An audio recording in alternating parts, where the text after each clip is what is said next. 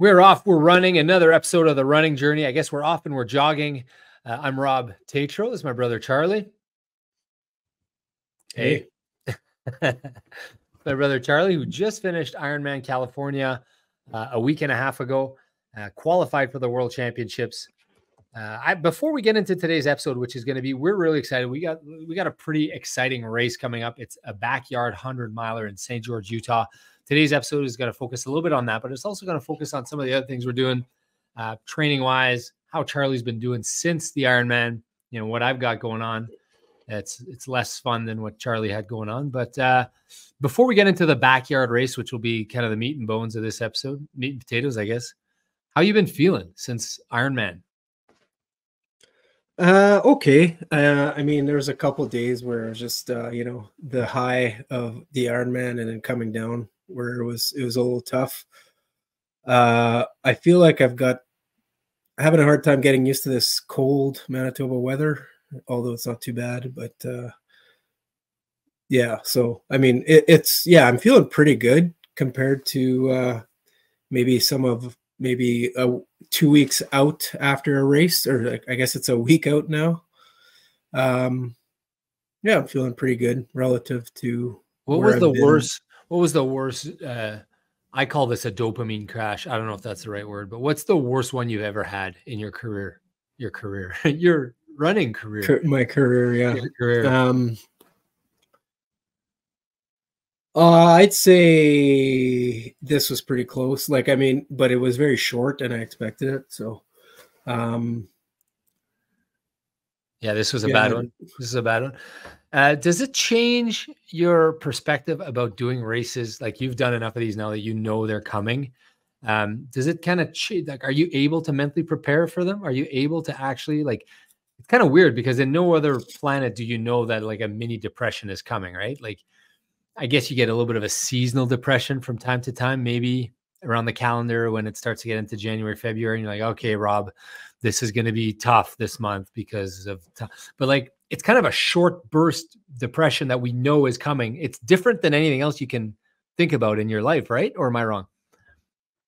Well, I mean, if you've played sports, you've experienced it, you know. I think anyone who's probably, people have these work projects maybe where you get over, or you get a goal, you achieve a goal, and it's like, what do you do after? Things like that. I don't know. Yeah, like the arrival fallacy where you think it's going to be so good when you get there and then it's like not. But Charlie, like, I think I need to disagree with you because I've done a lot of like monster things in my life at work that I built towards 3 months, 6 months, whatever, similar kind of level of hours of dedication to an Ironman.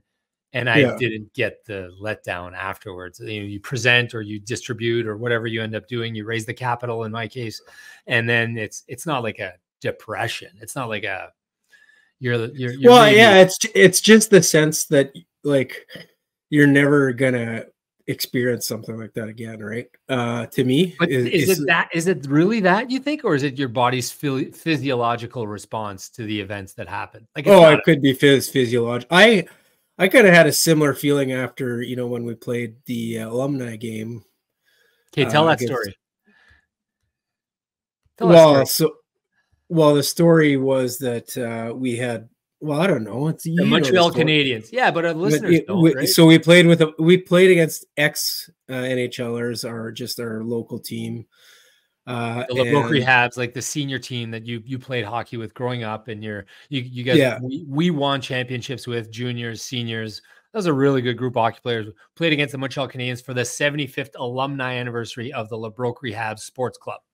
Yeah, and it was a really good time because, I mean, we met up with all our old friends, and the arena was packed. I don't know, it was full, and it was just a lot of fun. And so I'd say that one wasn't at the level of this, but there was a bit of a, like, after you're like, we're never going to get the chance to do anything like this ever again. Like, this was a one-time thing, and it's, you appreciate it for that, but then at the same time, you know, it's never going to happen again. So yeah, that's a good comparison. I think we talked about this on an episode, but who cares? I'm allowed to repeat some stories on here. I ended up playing with the Montreal Canadiens because I like sponsored the event or whatever. So I got to play with the Montreal Canadiens with my childhood idols against my teammates. So Charlie and Boone and, Gauthier and all those guys. And, I got benched. I don't know if I told this story. I got benched in the third period by Chris Nails Nyland, who's the most intense individual I've ever met in my life. He benched me. He benched my Uncle Fern. We only had 11 guys, and he benched 2 of us. He shortened the bench. We were losing by 1. Definitely won the coaching battle. Chris Nyland. Larry. Sorry, Larry. Larry, if you're listening. Larry Tatro. And who else was your coach? Papa Lou? No. Jer? Louis Cote. Oh, Louis Cote. No, Louis was playing. Okay. That was a problem right there. No, just kidding. Let's throw people under the bus. Yeah. No, but Chris Nyland benched me. I thought I was playing great because I was back checking hard. I was playing with guys who have unbelievable skill. I was feeding them as best I could. I thought I was playing great. Obviously, coach didn't think I was playing great. So he benched me. And I remember sitting there, there's like 7 minutes left in the third. He benched me. I was like, oh my God, I got benched in front of like all these, my friends and family and 1,000 people in my hometown. And then he gave me another shift, and I went out there and I got a natural hat trick in the third period. One of the all-time highlights of my life. Scored 3 goals in a row against the LeBrook Habs with the Montreal Canadiens to win the game. We were down by 1 or 2, and I scored the next 3 goals. It was cool as heck. But even I didn't get I got this sucks. I'll never get to be able to do this again in my life. And I stayed that night. I went to the bar. I hung out. I went to Derek's after. I didn't get home till 4 a.m. because I was trying to soak all of that night in because the Montreal Canadiens came to Derek's house after, and Brian Scrudlin was just having a whale of a good time. Oleg Petrov was there too. But I didn't feel the physiological, I guess, because you get this dopamine as you exercise, and I think the exercise is different than the project delivering, right? If I'm sitting at my desk and I'm typing out code or building portfolios or whatever I do for 3 months or 6 months to deliver something, and I finally deliver it, there hasn't been the physical exertion, which leads to the creation of dopamine, which leads to that crash, I think, is a little different. Anyways, I'm not trying to argue with you. I just think this. I know. There's varying parts to it. But I think one of the things I do really well is peak for races.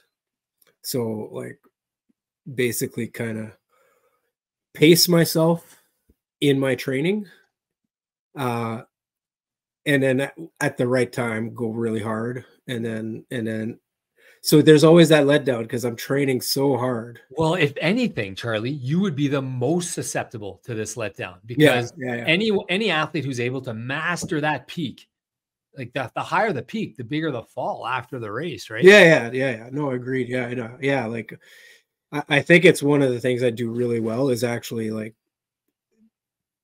peak that kind of time all my training for that and put the right amount of effort at the right time, right, to be able to kind of have and then pull, and then when the day of the race comes and it's an A race, I put my heart and soul into it.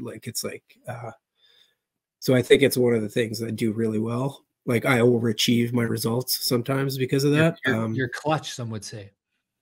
Yeah, not as much as other people, but pretty good.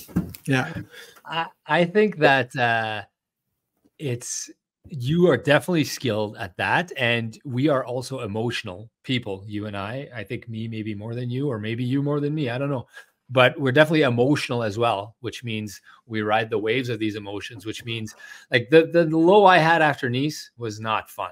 It was not fun. It lasted way too long. And I was really, really glad. And I was a little worried about you over the last week and a half. I was like, I hope he's good. I hope he's good. Because I knew you'd peaked perfectly. I knew you'd put more effort than anyone could have possibly imagined at this Ironman. You get the goal, you reach the pinnacle. And then it's like, whew, now what, right? And then the body releases all this dopamine. And there's an episode, the Huberman podcast or whatever on this. And I listened to it and I was like, that's me. That's exactly what happens to me at these big races. And you probably even more than me. So anyways, I'm glad you're back. No, it was just a couple days, but yeah. I mean, where it was just like, well, the 2 days that I like, so Tell our that story. coach, well, the 2 days that it's like I had a whole week of nothing planned, right? And I've heard other people on other podcasts say like you got to take a week off after a marathon, or that to me seems like impossible. Just impossible. The 2 days that it didn't work out, like it wasn't that. It was nice to maybe sleep a bit more, but I don't know. Yeah, I just need to You work needed out. it. You needed it. You needed that run. Yeah, Because you're at a exactly. spot where you've got no dopamine in your body. It's all been released. And Yeah. now you're maybe not eating as well, and maybe you're not recovered as well. So like you need this for mental health. You needed that run for mental health, right? Yeah, this is another one of my dirty little secrets is that I Share. I Let's share. yeah, so I eat really, really well normally leading up to these A races. I kind of have it dialed down and only eat good stuff and eat the right amount. And then the week after is like I think I have an eating disorder or something. Like I don't know. It's like so now I'm feeling better. Like now my eating's back under control, and yeah, it's all good. Is it okay if I make fun of you a little bit, or do you really think you have an eating disorder? I don't want to make fun of you if you really think you have an eating disorder, but Oh, I might. I don't know. Like I wouldn't. I mean, it doesn't bother me, but I think maybe some people would diagnose it as an eating disorder. like you binge eat, right? Yeah, I binge eat after these Yeah. big races. Yeah. Like I think I'm like you a little bit, maybe a tad less, but I've been known to eat like a mega Costco sized bag of chocolate almonds, like after my Ironman. Like Yeah. and eat the entire bag, like like 1,000,000 calories or whatever. And I think anyone who's listened to this podcast for sure has done some of this. Anyone who's listening, you've done a half marathon, you reward yourself. Maybe you go for a blizzard. You haven't had a blizzard in a year, or maybe you go for a piece of cheesecake or something. I think we do it at extremes. And I remember you as a kid, I think I could tell this story. You used to eat like entire bags of cookies because we never had sweets in our house. I shouldn't say never. It was a treat if we had sweets in our house. My mom was she wanted us to eat well. So like we had healthy food and whatever. But from time to time, there was access to sweets. And then when we had the bar for those years, the bar had like cookies because it was on the menu, I think milk and cookies or something. So they had this big box of Dare cookies. You remember this box, Charlie? Layer and layer and layer of these cookies. I've seen you eat 30 cookies in one sitting with like a big glass of milk. Like just dipping, eating while you're watching. So I don't know. I'm not trying to make fun of your eating. I won't confirm or deny. But I think I was doing the same back then, and they're just so good. So I don't think you have an eating disorder. I think you probably have a bit of a normal behavior, which is post running, reward yourself, and maybe we do it to extremes a little bit. Yeah. You're what about back in the day when like our parents? I mean, they would buy us the healthy cereal, Cheerios, no sugar. And then you'd just put cups and cups of sugar in there. 5 scoops of cereal, 5 scoops of sugar in there. Yeah, no problem. I remember your go-to, and I think you'll know it. If the number one go-to snack that you would make yourself. This was good, yes. Yeah. Toast. Are we thinking of the same thing? Toast. I hope so. Peanut butter. Brown sugar.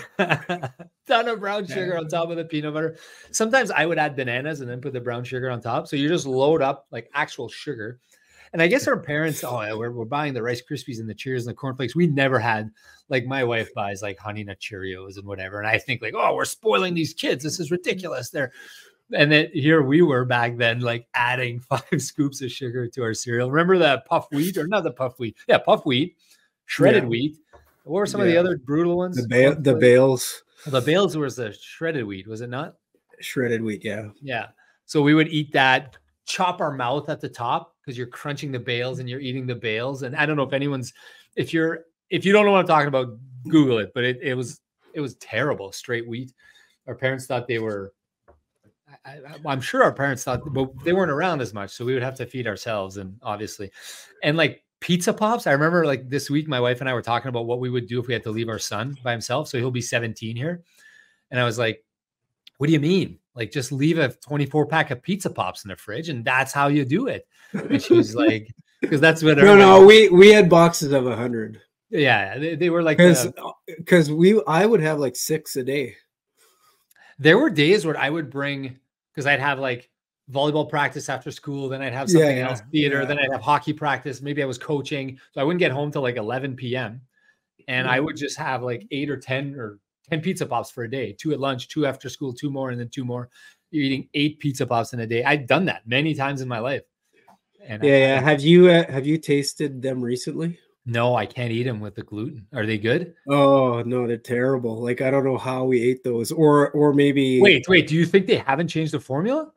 Well, no, either they've changed it for the very bad, like, or my perception of what was good in high school has drastically changed. Charlie, if I could eat a Pizza Pop right now, I would sweep all the food off my desk and I would crush. That's how good it's tasting in my head right now, a Pizza Pop. I haven't had one in 15 years. You're saying it's not that good. They're not great anymore. Wow. I don't know. You know what I saw the other day at the restaurant downstairs here that I've not seen ever since the one time I saw with you. You were a master at crushing these things. I don't know if you remember them. Well, my kids think that I have a superpower for eating fast. Anyways, okay. I think I do have a superpower for eating fast. I've always thought that if ever I was going to break a Guinness record, it was going to be for eating. I was like, when I was bigger, I weighed 250 pounds.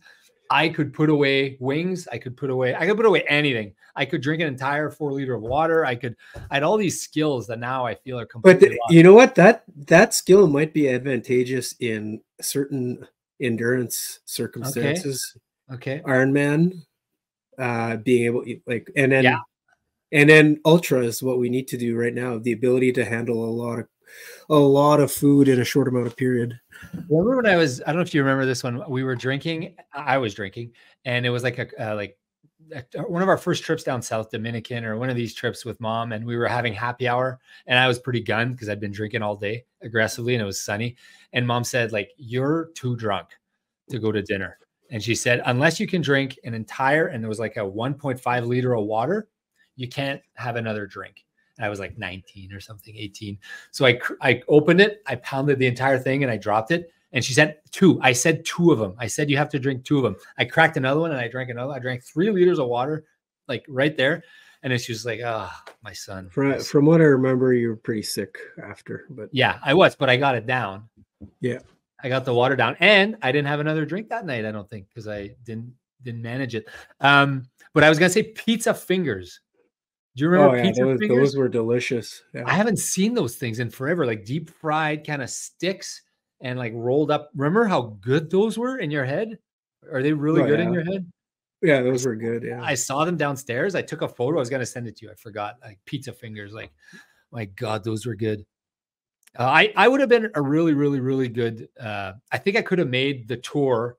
Like, you know, we always talk about, oh, I could have been like you could have been elite at, you know, Settlers of Catan or whatever these, but like competitive eating, I think I would have had a chance, because I was like in the like 99th percentile naturally. Had I trained a bit, I think I could have done something with my life. I mean, I'm doing okay here, but yeah, what could have been.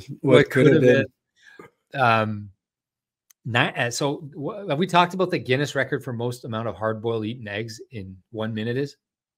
Yeah. I at one point I thought I could do it, but like I've been trying, like I do it, like I think 3 is about my max for a minute. Okay, so I've done. So the record's like 7, right? Or 6. 8? The record is 6. Oh, 6 seems doable, maybe. So the other day we hard-boiled some eggs, but we kind of accidentally took them out early and they were soft-boiled. Oh, so like the yolk was easier. Oh my God. So the problem when you're doing hard-boiled eggs, and I know this is a pretty riveting podcast about running. Yeah. I know when you, because we eat a lot of hard-boiled eggs.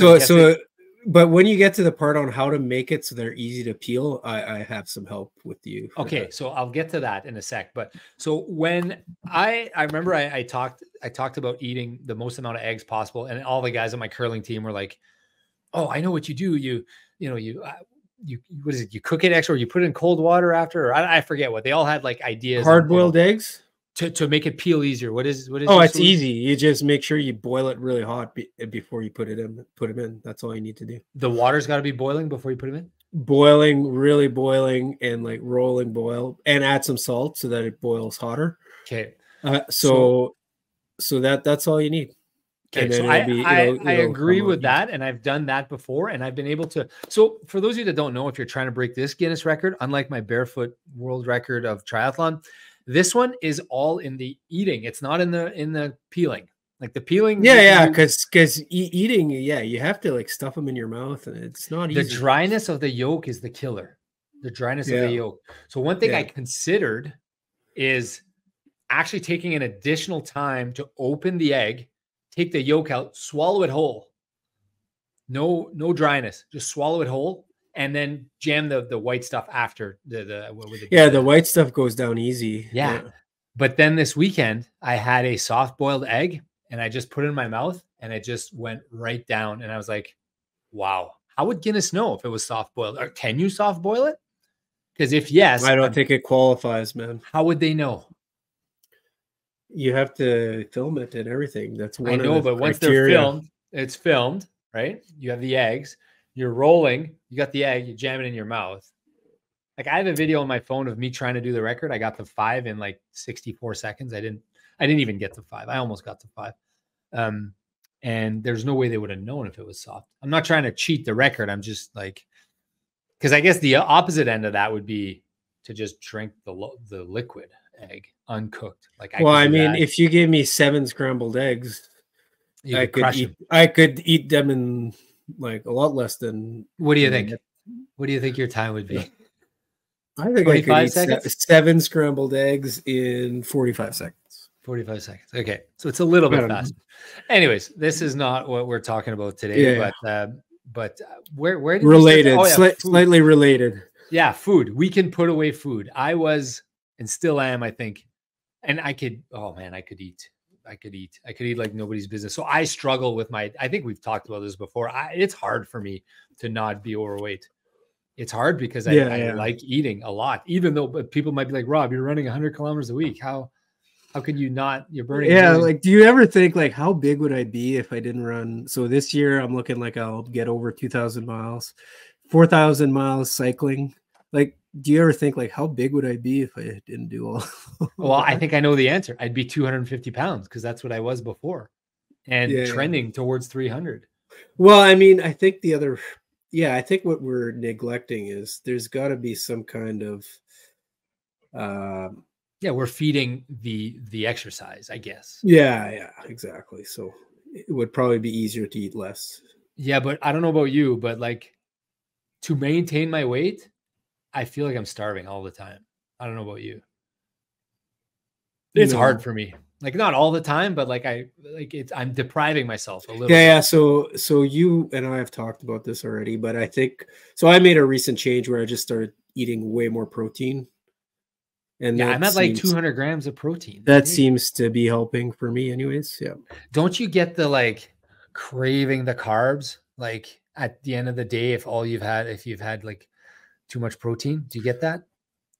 I do eat a lot of carbs for dinner, so that's when I get them. So for me, if I'm trying to shift my caloric intake to protein, to like heavier protein, like 200 or 210 or 220, what I notice is I get this kind of, oh my God, I just want to eat. And you know what I want to eat? Like I want to eat like Rice Krispies. Like I just want to eat Cheerios, like handfuls of cereal, like straight carbs. So, and like bowls of cereal are so. My God! And I like bread, but I don't want to eat bread because first off I'm gluten free. So, but like I know that if I start eating bread, like it's gonna get out of hand. Like I'm gonna crush bread, like it's going out of business. Yeah. So yeah, bowls of cereal is kind of what I replace it with. It's why do those feel like they would be so satisfying all the time? It's my number one cheat. My number one cheat is bowls of cereal at random times of the day. Yeah, I'm like, oh, you know, I think the milk is actually probably something like as an endurance athlete that it's probably like it provides a lot of nutrition, right? Yeah, like it's a positive, right? Like if you could choose to eat the cereal dry or with milk, probably better for us to eat it with milk, right? Well, I don't know. I think it's the milk that I crave. Okay. Okay. Sometimes I eat I eat a lot of dry cereal just for the carbs. Like I'm like craving carbs sometimes. Yeah. So if a nutritionist is listening out there, they're probably like, okay, yeah, we need to get a nutritionist on this show. You know, my nutritionist helped me out so much. She was so good. She made me lose the weight, and I'm not an easy patient, as you can tell. Yeah. Book it. Let's get a nutritionist. I'll try to get her on. Yeah. Give her a shout out. She also helped me to create a meal plan for Run with Rob, which was crazy because I had no idea. But I mean, I threw the meal plan out and I just ate as much as I possibly could during that. I put on weight while running across Manitoba. So I don't know if I talked about this much, but for my Ironman, I tried something new in terms of carb loading. Yeah. I don't know if I talked about it. No, let's go. Let's hear it. But so I read in a bunch of places like that you basically need 10 grams per kg per day of carb loading for like 3 days, which is just per kg per day for like 3 days before. So we're call it 80, 90K. I was about 80K. I was about 80K for my race. Okay, so 800 grams. Yeah, it's just an insane amount. It's an insane amount of carbs. So I didn't track. Yeah. The other thing is I saw other people talking about their carb loading practices, and a lot of guys talked about getting your carbs in early in the day, as opposed to what I usually do is I try to get them late in the day, and then I don't sleep well and I feel terrible. So I did that. I did that. So, I mean, sorry, I don't know I have no clue how many carbs I ate, but I ate a lot. And right from the start of breakfast, like my first flight to LA, I bought a whole bag of pretzels like this big and ate the whole bag. Anyway, so I just ate carbs nonstop for like 3 days. Before. 3 days before, not the whole week. I ate really, really well until the Wednesday, like my normal way of eating. And then like the Thursday, the day I left for LA, and I started Thursday, Friday, Saturday. Sunday. So I've done like 2 days of carb loading. And I think it really helped. I'm not sure, but yeah. And if I'd have to guess, I probably didn't get 800 grams of carbs, but I got pretty close. That's a whack load of carbs. It's an insane amount. It's an insane amount of carbs. Put it into perspective, a bowl of pasta or rice or something, or a granola. Okay, so like a granola, like a Cliff Bar is like 25, right? Or 30. Yeah. So like 25 Cliff Bars. But so one of the things I did to supplement was like I had like Gatorade. I drank a bunch of Gatorade, and then bagels, as many bagels as I could, pretzels, whatever, Coke, Pepsi. Wow, I've not touched Pepsi in forever. Yeah. Just for those 3 days, I was like, okay, I can. Candy, whatever. Anyways, it was a good 3 days. It's funny that like I talk about how I'm not touching Coke, and yet back when I was drinking, I would have 20 rum and Cokes at a social, and like every other day of the week, I'd be like, well, no, I'm not going to drink a Coke. Like that's like sugar. And yet I'm boozing and I'll have unlimited amount of Coke or Pepsi. Yeah. So when you were doing your carb load, you obviously you based it on research or whatever you read.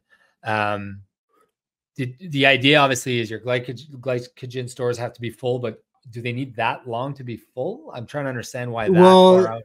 So the thing is that it depends on how much you work out, right? So the study that was published that said you needed 10 grams of carbs per kg was based on like really like elite athletes that would like were working out probably like 20 hours a week, whatever, right? Finishing top at the Ironman and qualifying for the World Championships, those kind of guys. Yeah, no, like more than 40 hours a week. Let's say I was only doing like 12 or 13 at my peak, maybe 15.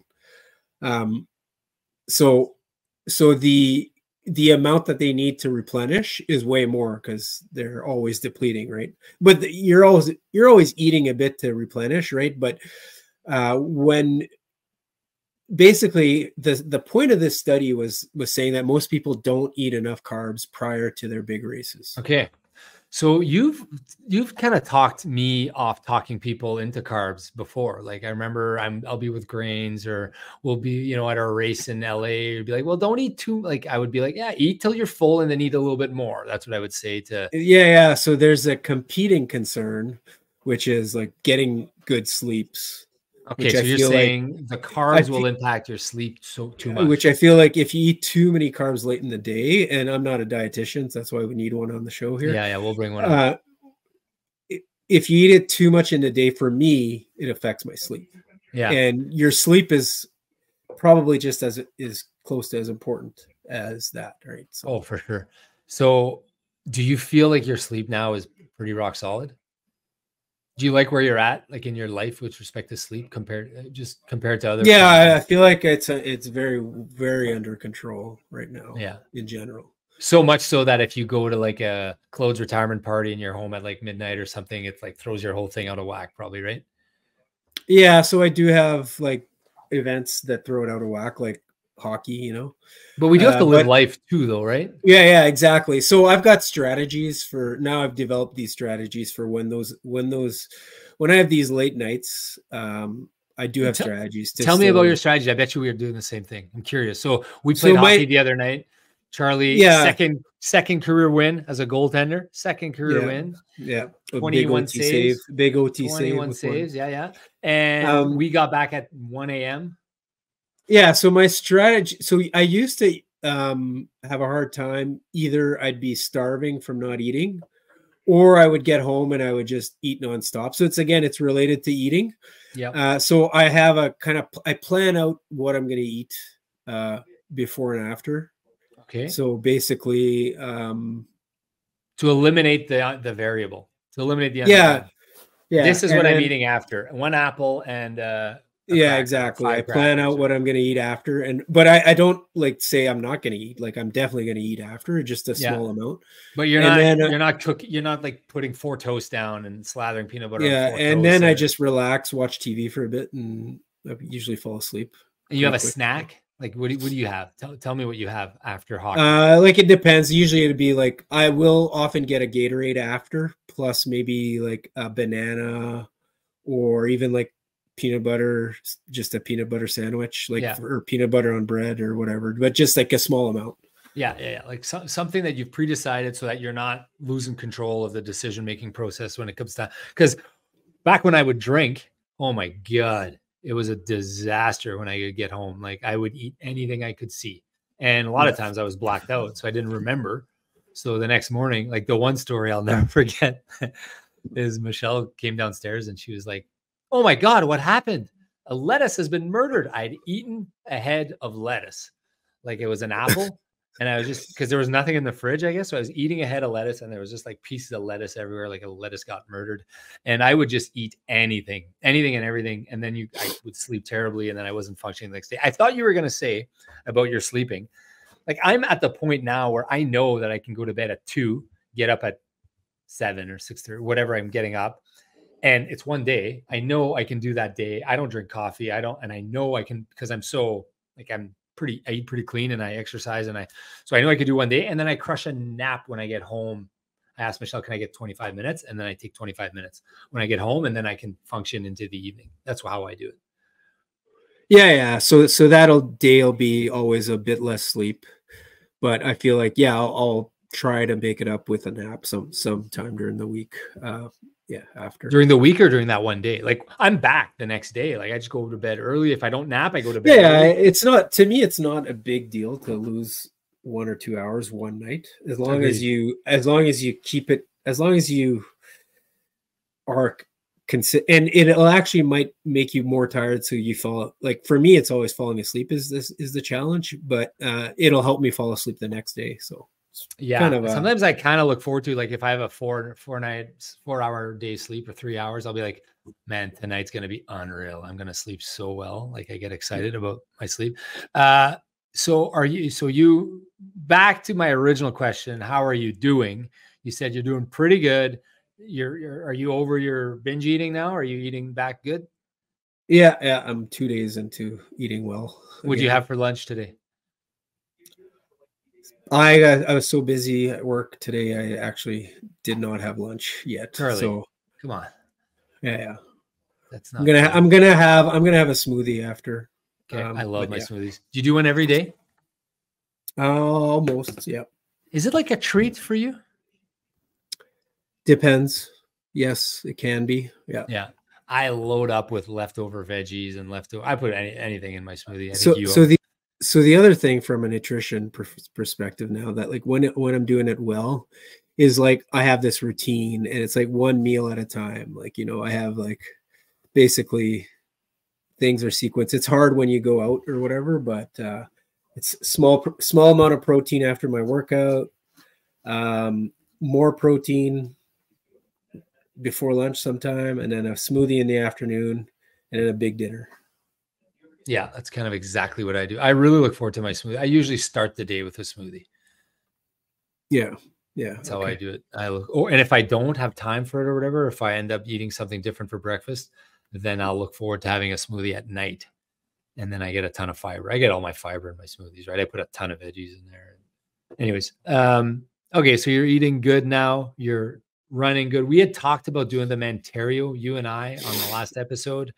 I kind of put the brakes on that. I've not been running a ton. I've been kind of just taking it easy. I want to be 100% healthy for the backyard race, which happens on December 6th and 7th, 7th and 8th, 6th and 7th, whatever. Coming up in 4 weeks. It's a Friday. Yeah. Yeah. 4 weeks. We have that race coming up, 100 miles. I want to be 100% healthy. And what I worry about the Mantario, a lot of people reached out to me and said, "Oh my God, so excited for you, Mantario. It's going to be awesome. It's going to be awesome." Yes.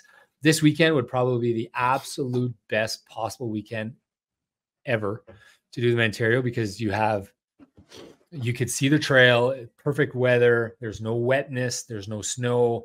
You don't have to worry about getting 1,000,000 degrees. You don't have to worry about bugs. You don't have to worry about bears. Grains did say you have to worry about getting shot. Did he send you a text? Yeah, hunters. You got to worry about hunters. Apparently. Okay, so aside from hunters, pretty much nothing to worry about. And the trail is going to be clearly marked because the leaves are down, so you're going to see it.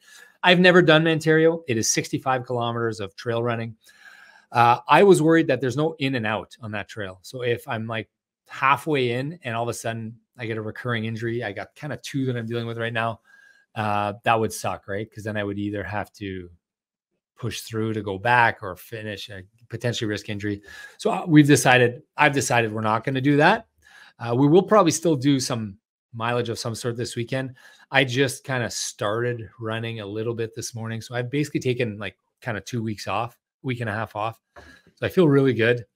I did the opposite of what you said you do at every race. I tried, first time I ever do this, I tried some time off. I mean, I had some pretty significant injuries, so I wanted to feel better. Let's talk about this backyard a bit.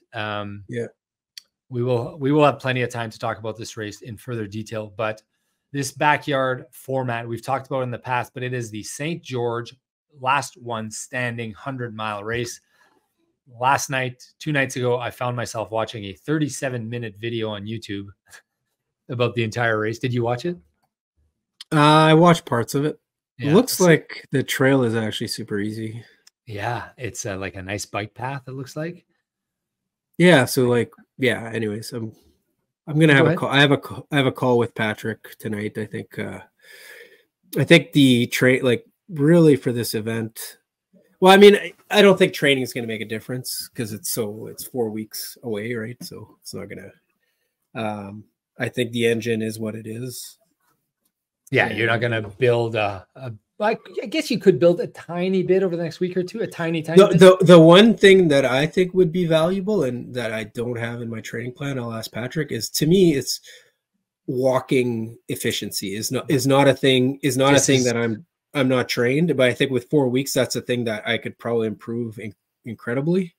That's what I text Patrick this morning. I said, like, yeah, I could do 30 miles this weekend at 10-minute miles, and that would be great to build my engine. But shouldn't I try to walk/run, keeping your heart rate the lowest possible, 6 miles in 90 minutes? Shouldn't I be doing a lot of that? just to get me used to walking efficiency, to see, you know, am I better to do long strides? Am I better to, you know, how is my body the optimal pace? Well, speed? Building muscles that you don't, building your walking, like there's some walking muscles that are, I would imagine, are different than running muscles, right? Yep. So I don't know. Yeah. So I've been walking a lot this week. I've been taking Curly on walks. So my walking pace, comfortable, just easy walking pace, is 16 to 16 and a half minute miles, 15:45 to 16:30. Yeah. So have you done the math? Let's say you do run at 10 minutes a mile and you walk at 16 minutes a mile. What's the ratio of, let's say we want to give ourselves, let's say we want to average 14 minutes a mile. So if you do 16 minutes a mile for 5 miles, right? Yeah. You lose 1 minute per mile off okay. So the perfect pace would be 15 minutes per mile for 6 miles is 90 minutes. As a reminder, this backyard race, for those that don't know, is a loop. It's a beep test. You do 6 miles. It's a 6-mile loop, and you have to come back to the start line. And if you must finish it in 90 minutes, if you don't finish in 90 minutes, you're out. Also, you must start when the 90 minutes are up, because that's when the next loop starts. So 6 miles, 90 minutes, 15 minutes per mile would be perfect. If you end up doing 16-minute miles, which is what I've been doing this week, I've been tracking my time. Like I had Curly, so sometimes we'd stop.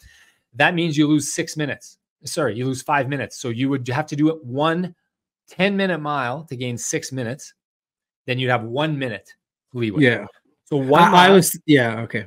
But I wouldn't do it like 1 mile, then 6 miles. You have to run for 10 minutes. Yeah, so I was thinking that your target pace should actually be a little bit faster, like 14 minutes a mile, so that you have like 6 minutes when you get there to eat and do some stuff. What do you want to do? What do you think you want to do for those 5-6 minutes? And I'm not chirping. I'm curious. Don't be defensive. No. Great question. Because I think now he's being reverse defensive. Like, I'm not gonna snap on my brother for asking. No. I've been thinking, like, I would rather have less time. I'd rather. I want less time. I'd rather have it like as tight. Little time there as, because you get cold. Yeah. Did you read the comments on Facebook? Did you read the interviews? It's going to be cold. It's going to be cold. I checked. People get cold at night, and they say some of the interviews, if you look, you're better off just keeping going, probably, right? Yeah. No stopping. That's what I think. So maybe the target is 14. You need a bit of time. You do need a buffer, but let me ask you clearly: is the buffer only so that you make the check mark? No. The buffer is so that you can eat and potentially change your shoes, change your socks. Okay, but let's say things like that. Change your clothes. Fine. Okay. But I did 100K. I kept the same socks, same shoes the whole way. That was 12 hours. I know, but all I'm saying is it's an opportunity to maybe change. But let me push this further a little bit. If for example, you just change your socks and your shoes, you're not going to change them this loop. If the weather's the same, you're not changing your clothes. If you know that you're going to have your predetermined food, which is this and this, and you could easily eat on the walk, would there be another reason to be 5 minutes ahead? No, I think you want to be, and this is probably what's hard for a lot of people, and they don't do it, is you want to be 128, 129. You want to get there. Exactly. Yeah. Exactly. So I'm on the same page as you are on that. We don't want to mess around with missing it. Yeah. So I think the first loop, we need to actually find out what the exact distance is and be a little bit safer. And then after that, we time it for like having as minimal stops as possible. Yeah. I think that's really hard for most people to do. Yeah. The discipline of going that slow. Watching the videos, and like one guy finished it in like 48 minutes, the first loop. Is like, why? Because here's how I see it. I see this as like there's a finite, in bicycling terms, they use the word like matches, but I don't know if I like that term, but like there's only so much gas tank in the tank that we have. And every time we do a heart rate every minute at 130 or minute at 140 empties the heart rate a little bit, right? Yeah. And that's why I sent you the nutrition document, because there's a scientific explanation for why it's like that, right? The higher your heart rate, the lower your heart rate, the more fat you burn, the more carbs you burn. And you have as human beings, we have an unlimited supply of fat energy. Okay. Especially this guy.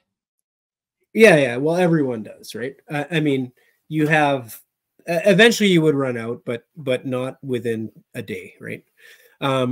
So you have basically an unlimited amount of fat energy. You do not have an unlimited amount of carb energy. And the higher the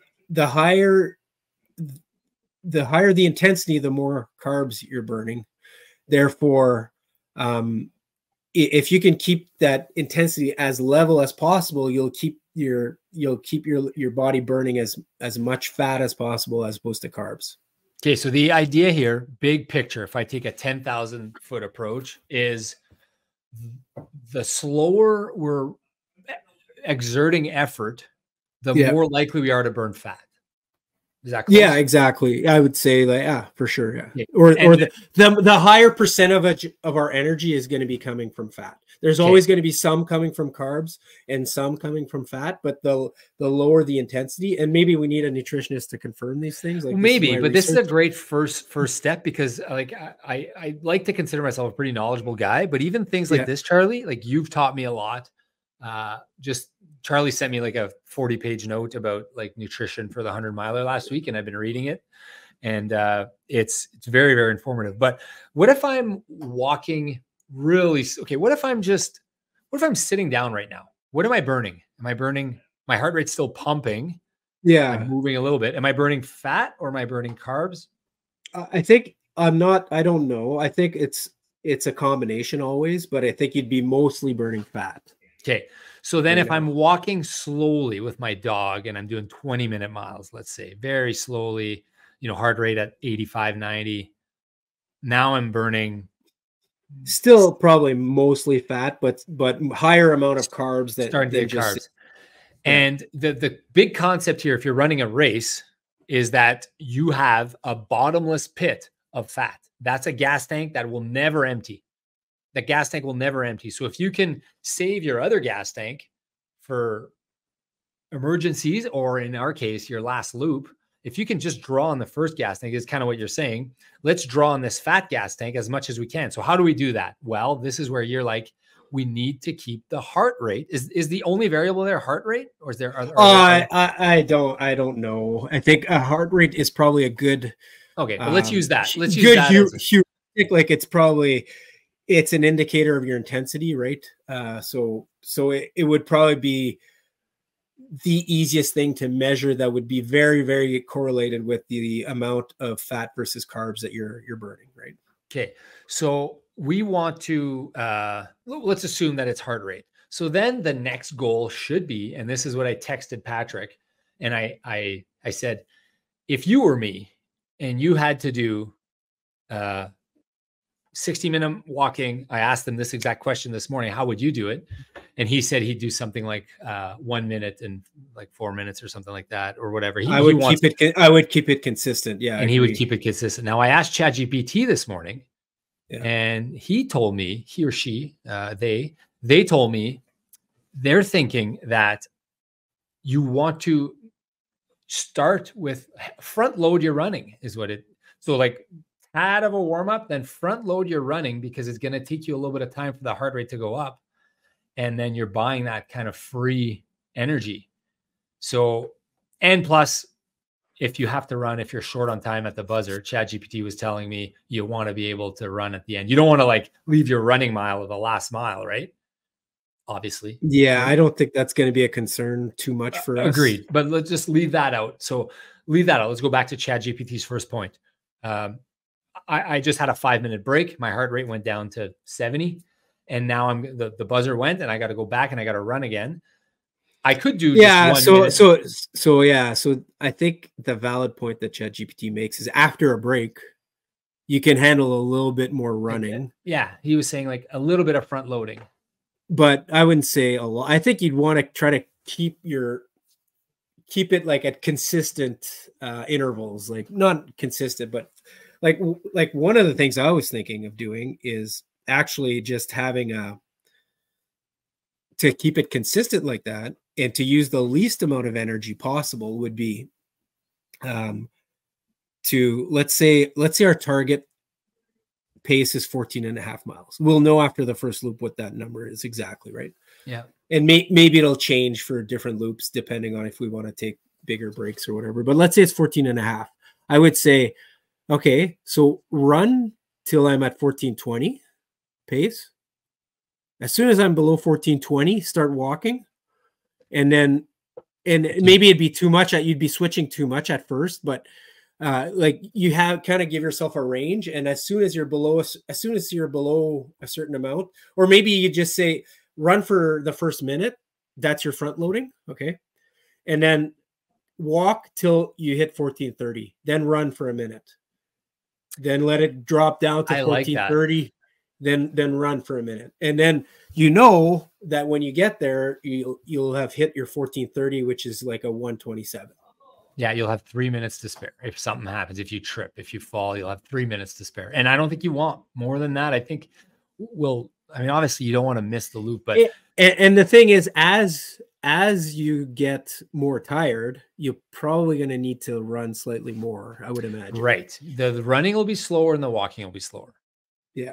Right. Yeah. You're not going to be walking 16-minute miles at 10 p.m. at hour 18 or hour 19 or whatever. Yeah. But okay, so we're kind of agreeing on this concept that we want to do the least amount of minutes above whatever threshold that is.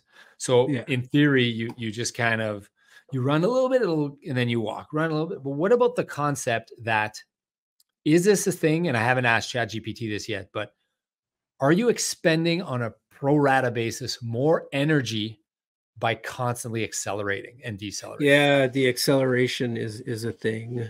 I mean, would you be better off to do 2 minutes at a time, even though your heart rate is going to go higher, just because you don't have to accelerate that many times? And I don't know this answer. I'm asking. Yeah, I think for sure accelerating takes a lot more energy. So like, let's say you have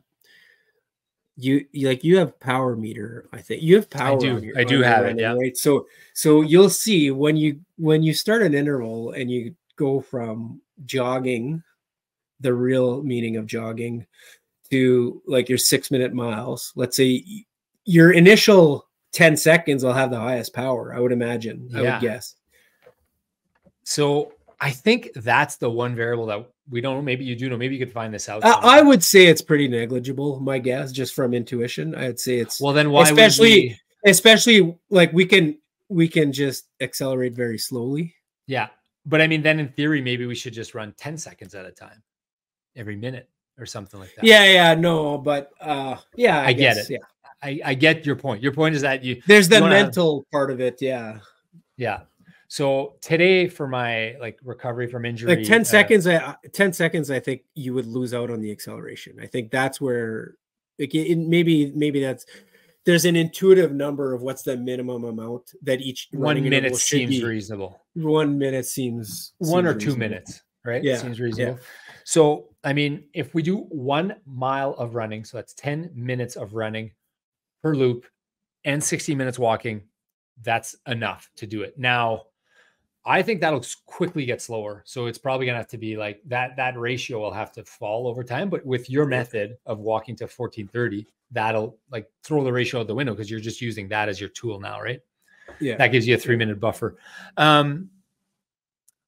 Okay. So what about the only other factor that we'll probably know better after the first loop is probably want to walk up the hills. Yeah. There's that one hill kind of at mile 2. Definitely want to walk up that hill every time, no matter what. Yeah. No matter what. Because running up that'll just kill you, right? Yeah. So if you think like in theory, that means 1 mile of running per loop in theory, right? Yeah. I feel like that's like, could we get by with 17 miles of running on this whole thing? Yeah, I don't think so. I think you're probably every minute. Yeah. Okay, but that assumes 0 breaks, 3 minutes. And you're assuming 15 minutes per mile. So I think it's a big difference once you go down to 14 and a half. Right. Yep. But I mean, agreed, all that. But the other thing is if you take 10 minutes to change your shoes, change your shirt, eat, now you have to run. You have to make up 10 minutes on 10 versus 16. Now you're running 2 extra miles. Yeah. Just to save 10 minutes.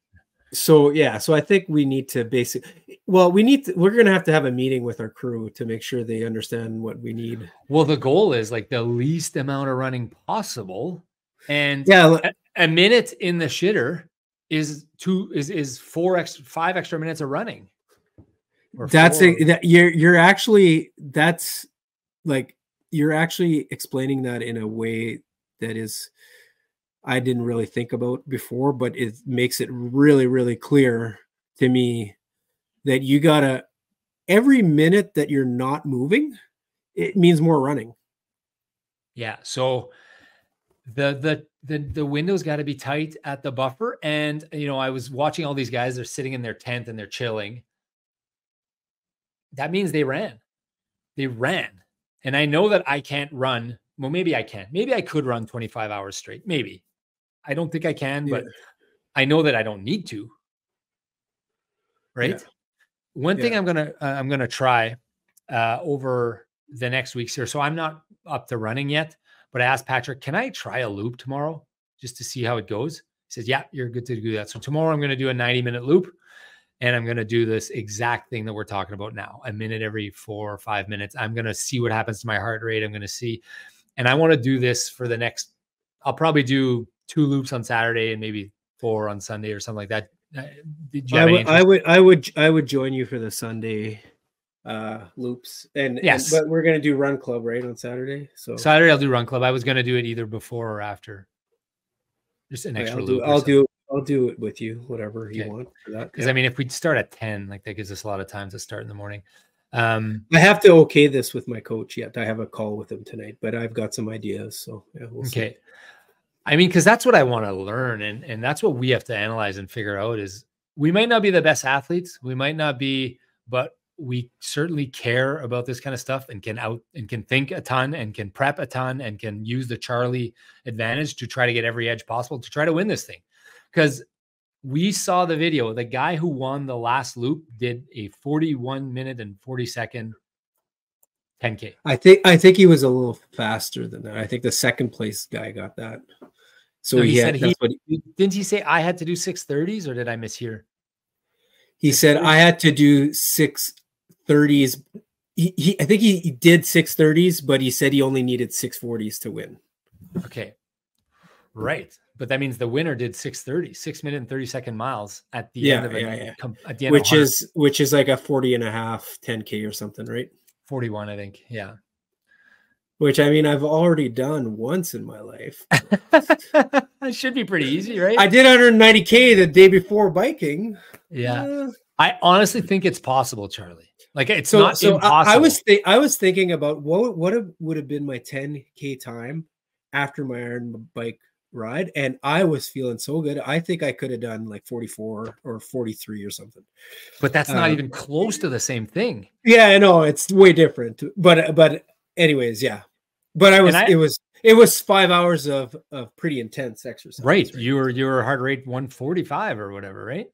150? The last 2 hours I was about 150, yeah. So yeah, and I've told this story before, but I'll tell it again. When I did my first Ironman, and no, that was in one of my Ironman. I went out and I raced Diggs and Labby at midnight, and I ran a 6:10 mile. It was 1 mile, but I was still in shape to run a 6:10. So I think I'm not saying, listen, I'm not trying to say we're going to win this thing. That's not what I'm saying. You know what? We actually need to respect this race way more. I think we do have to respect this race, Charlie. I agree. It'll be tough, but we also have to set goals. And we also we also got to be confident that we can do things. But and if it doesn't go our way, all we can do is train, prepare, think about all the possible scenarios. If it doesn't go our way on race day, well, we've never done this, so it's possible that we're not ready to do this. Yeah, I think eating the entire time will be very, very important. So I had a list of things here that I wanted to talk to you about for today, but we'll do this, I guess, on the next episode. We do need. I want to get Riley on. I want to get. Did you talk to Riley about him coming on the show? No, not more than you did. No, I've not talked to him at all. Yeah, we said, we'll get you on in the next 2 weeks. Is he? Oh, that's the chat that we're on together? Yeah.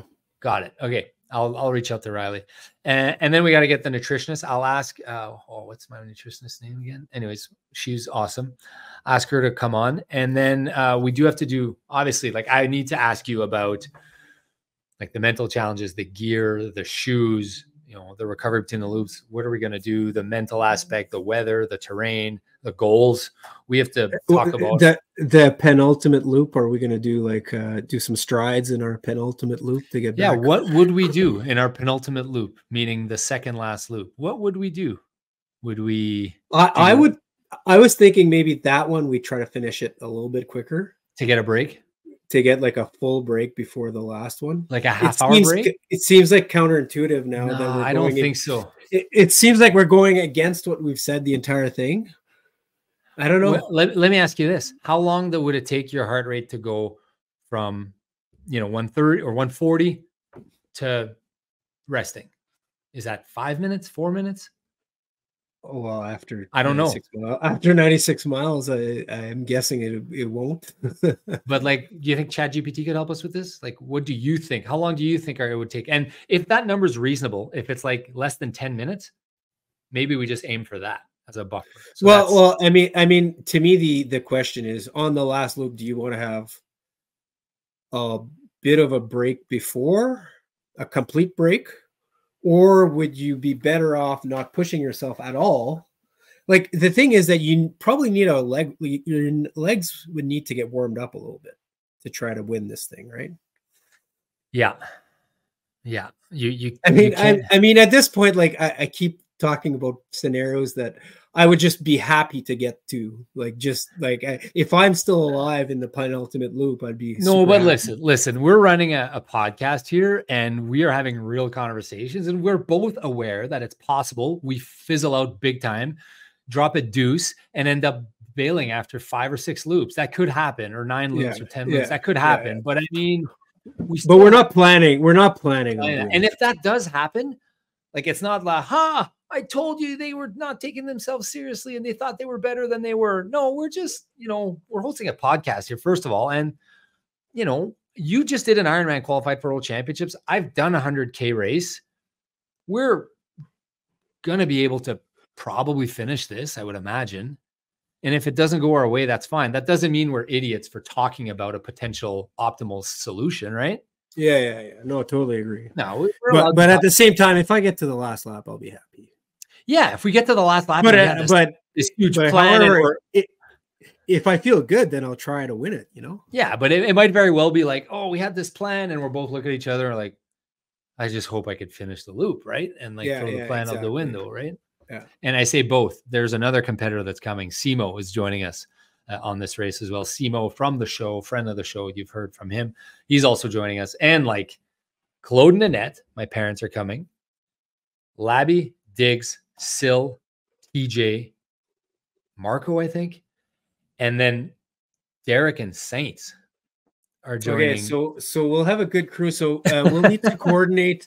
So there's a lot of things they will have a bigger job than us. They will have a harder job than us. They can't just get drunk and do nothing, right? We're gonna put them to work. They're gonna have to like get the shoes ready, get the scratch ready, get the gels ready, get the food ready.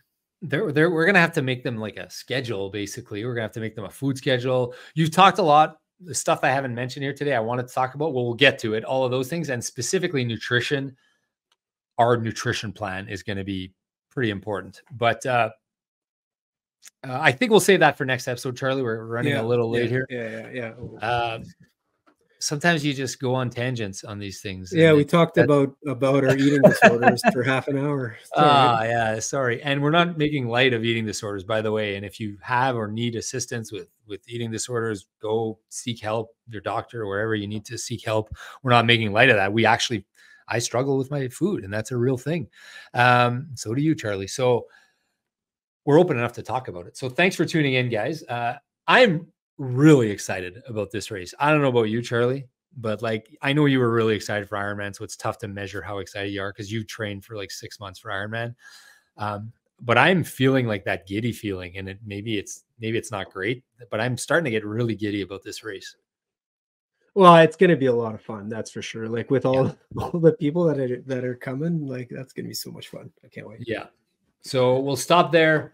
Lots of fun things coming up. The CMV Canada half marathon race has been decided. It's March 30th. Mark your calendar. Sign up for that now on Race Roster. You can sign up for that race now. I will ask probably the Winnipeg community about your opinion as to a course. I'll post something on Strava. I'm looking for your feedback, guys, as to what would make the most sense. I built that S course around the river. I love it. I've seen it. I've raced that. I think I'm going to do that. But it's, yeah, so that's coming. Aside from that, people have been asking me about the hypothermic half. The chat from our 777 is starting to get lit. Lots of activity in our 777, which is 7 marathons, 7 days, 7 continents. That is coming up in, holy shit, Charlie, 2.5 months. Yeah. So all my winter pants from last year, they have holes. Okay. In the crotch area, I guess, from sweating, whatever. So I'm debating, do I need new ones or not for this Antarctica thing? But what are you gonna do the whole winter without new pants? I did it all last winter, pretty much. I think you could probably splurge and buy a $40 pair of thermal pants. Yeah. No? Maybe. Okay, so I'm definitely gonna do some of those loops. I want to see what happens to because ideally what I would see is, oh my God, running 2-3 minutes actually doesn't move your heart rate as much or whatever, or 1 minute's too much. And then we can kind of try to optimize, right? Although on race day, it'll probably be very different because it'll have been 18 hours. But the more loops and prep we can do at this pace, the better it's going to be. So I am committed to doing some slow miles over the next 3-4 days. I'll do some with you. Anything else, Charlie? Nope. Looking forward to it. Okay, right on, guys. Rob and Charlie, thanking you for tuning in today. Thanking you for listening. Don't forget to like and subscribe wherever you follow and watch your podcast. Remember, more miles, less pace. We'll see you in the next video.